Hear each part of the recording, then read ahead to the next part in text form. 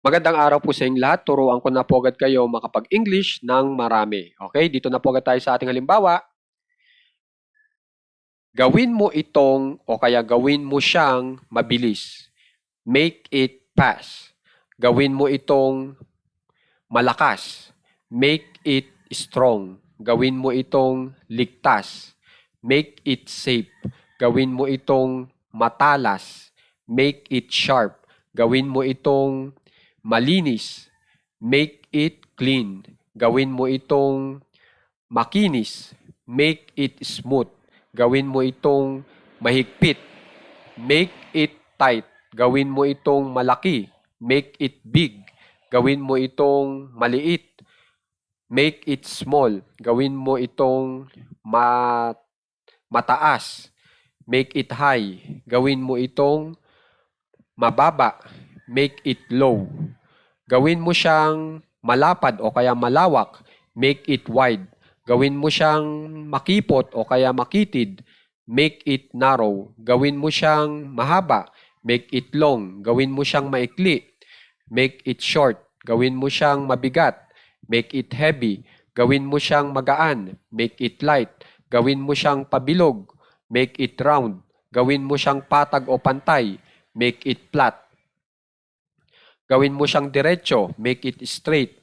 Gawin mo siyang wasto. Make it accurate. Gawin mo siyang mainit o gawin mo itong mainit. Make it hot. Gawin mo itong malamig. Make it cold.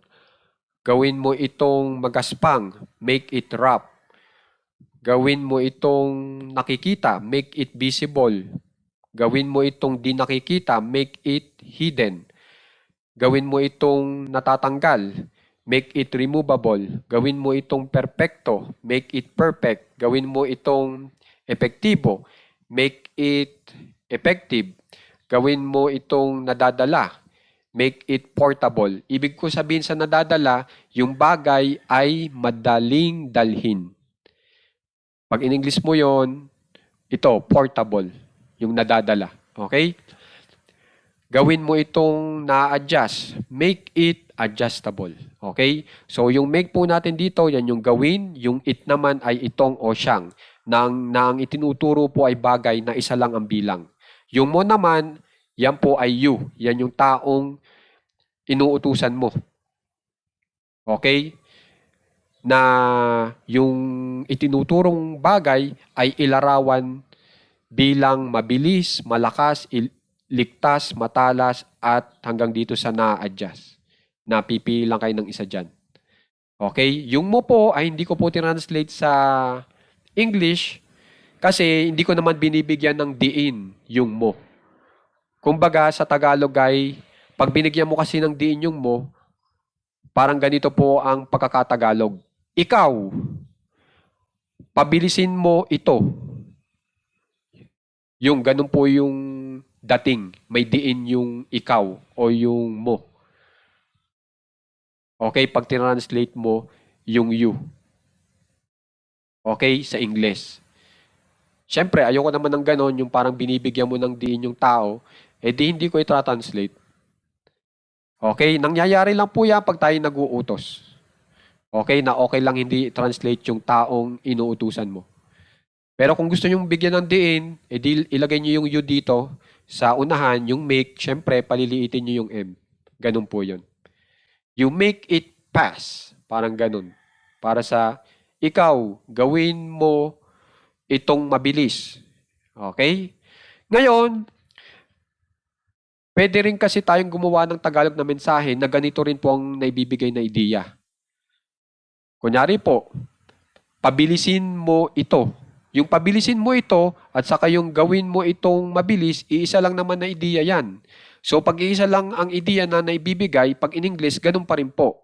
Make it pass. Palakasin mo ito. Pag in English po yan, make it strong. Ganun din po para sa gawin mo itong malakas. So ganyan po yung pagta-translate ng tama mula sa Tagalog patungong English na dapat yung tandaan. Okay? At ang itinuturo ko po sa inyo dito, ay itong make o gawin ay maaaring partneran ng adjectives. Ang adjectives po ay salitang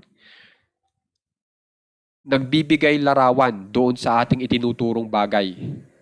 At ito nga po yun, mabilis, malakas, ligtas. Yan ang gusto mong i-apply o maisalarawan dito sa bagay na itinuturo nyo, na inuutos nyo nga doon sa taong iyon para mangyari. Okay?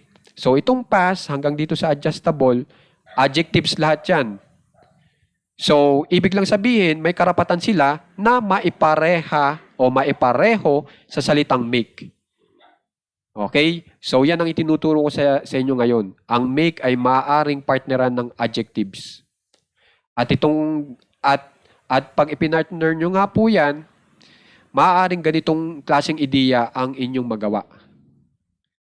Okay? Na iniuutos nyo na yung bagay ay gawin ganito. Ilarawan na ganito. Okay po? So, tatandaan nyo po yan. Yung mga sinasabi kong yan kasi napaka-importante. Okay? So, tingnan nyo rin ang tamang pagkasunod-sunod ng mga salita sa English. Make muna, verb muna, main verb, verb lang pala. Okay? Kasi pag sinabing main verb, meron pang isang verb.